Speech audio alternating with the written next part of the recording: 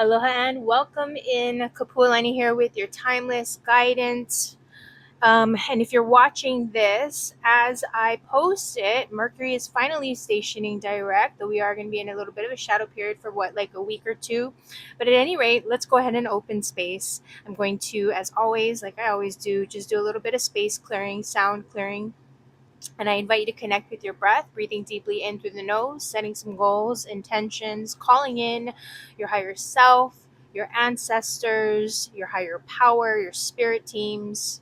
And as you exhale, giving thanks, gratitude, appreciation, releasing anything and everything no longer in service to your highest, greatest good. Okay, so let's begin.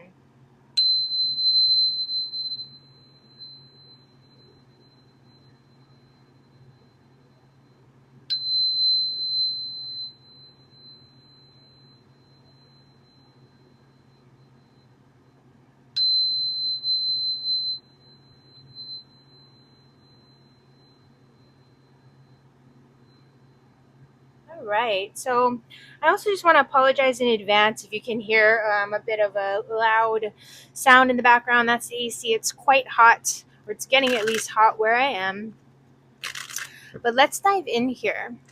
And so, focusing on any guidance or messages, Spirit, what is the theme actually of our message today, of our reading today? Three of Wands. So, okay, you're well on your way. Maintain and sustain your sense of motivation, of inspiration, of excitement. For those who are familiar with the Three of Wands, we often, refer to this card as, saying the ships are coming in. And so, in some cases, what you seek is seeking you. So, don't give up, is really the core of the message that I'm hearing here. So, what are we heading toward? What are those ships off in the distance? What are they bringing in? Rest, recovery, recuperation. With this Four of Swords energy, I feel like it's an end to the conflict, or at least any sort of conflict that you've been having. And because this is the swords, mentally speaking, so where there's been miscommunications, misunderstandings, where there's been confusion, or again, conflict in any which way, we're putting that to rest.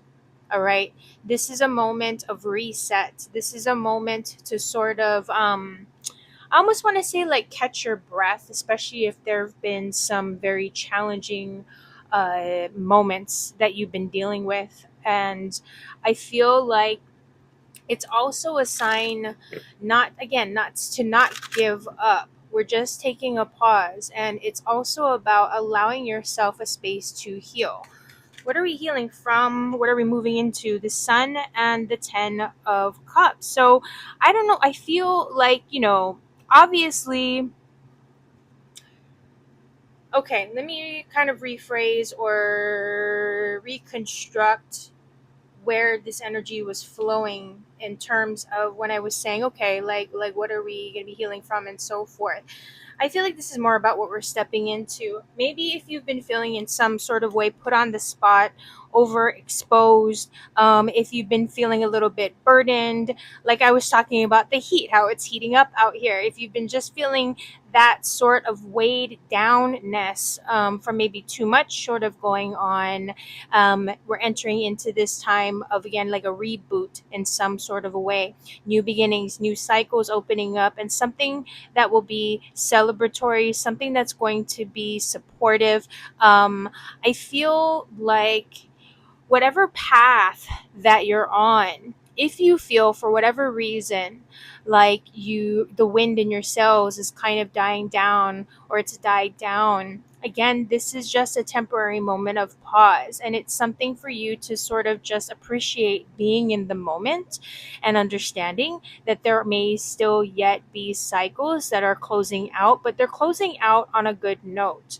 Whatever it is that came through during this Mercury retrograde that may have felt like a repeat or a rehashing of the past, this is, like, I feel Spirit's way of saying it's your opportunity to end things on a positive note before you move into that new timeline, and before you really sort of lock things in, right? We want to make sure that we have closed out the stuff that we were supposed to be closing out, that we've dealt with the stuff that we've needed to deal with.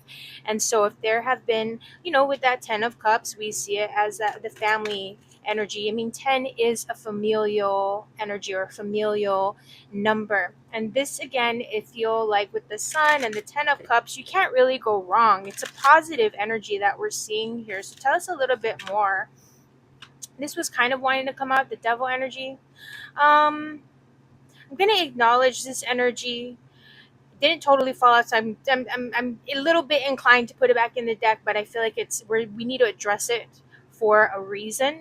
So where there have been, again, like lineage based challenges, struggles, traumas, um, areas or aspects of yourself, your life, patterns or habits, where it's just kind of seemed like this endless cycle of lack or addiction type energy, or just negativity, or just playing out the same stuff and feeling trapped or stuck. All right, that's what we've been doing, okay, in this previous Mercury retrograde cycle, is really having that opportunity to tie up those loose ends, as I was saying.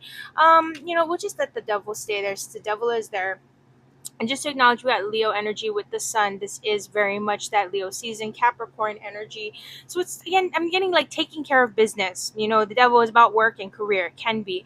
And so it's going to give you also the opportunity to empower yourself and start to make things happen, start to realize things from a more, and forgive me for repeating myself, but I'm hearing it like a more self realized perspective, self aware. Okay. So outcome energy here, we got the Emperor, we got Death. I kind of feel like we want to do this here. Okay, there's some closure that's happening here for sure. All right. There's a feeling of not just self empowerment. There's some ancestral stuff coming up here. There's a feeling of taking charge of your own timeline and of your own lineages. If you're watching this, you're definitely someone who is purposed to be a cycle breaker. Okay, we're putting an end to the insanity. We're putting an end to feeling as though you're working for nothing, feeling as though all of your efforts are going done or being done in vain. I feel like if you've been someone who's also struggled with some like narcissistic, abusive situations, or just kind of surrounding in that energy, or if you yourself are breaking out of that just from pre-programming, for example, just growing up around it, so you unintentionally adopt certain ways of being. It's what's coming into light, and it's what's being realized right now. It's what you're cycling out of, okay? This again is an opportunity to make amends, to make things right, so that moving forward, you can really start to see your manifestations not only becoming reality, but it's going to have an anchor point. It's going to have a place to actually stick, rather than just kind of slipping through your hands like sand. You know what I mean? Just kind of all just sort of, you might be able to see something happening, but it's like, where are the lasting results? So we're working toward something that's going to be lasting. And it's really interesting with sun epitomizing life, and then the death card with that Scorpio energy, the Emperor card with this Aries energy, um, independence. Someone is watching over you. Okay, whatever struggles that you're going through, and I forgive me for the repetition here, but you're definitely breaking some family curses, cycles, healing some family traumas, correcting patterns, uprooting yourself from whatever negative patterns there have been, and reclaiming a sense of authenticity and empowerment from your bloodlines. Your bloodlines are speaking to you, your ancestors are speaking to you. There's definitely a masculine energy coming through in terms of leadership and empowerment, in terms of spirit guides and higher connection. There's something also about working through false or distorted patterns, distorted perceptions that are closing out, and having this ability to take command, to take charge.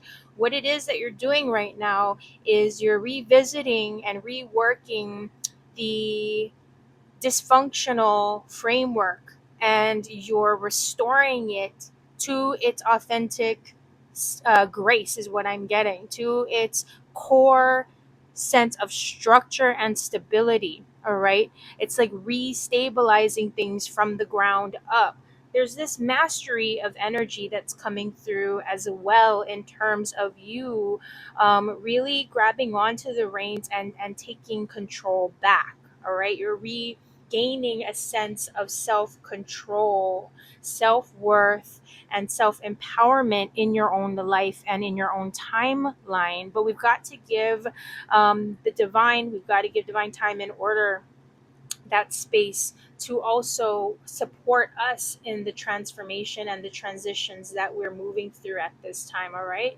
So, let's go ahead. I'm going to actually bring out now the animal spirit cards, and we'll see what animal spirit guides are coming through.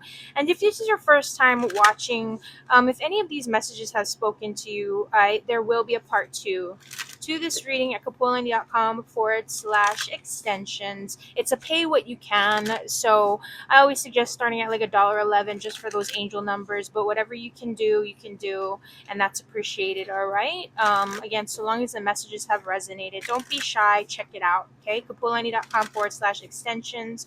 Or you can book a session at my website as well, kapualani.com. But let's see what animal spirit is coming through for us at this time.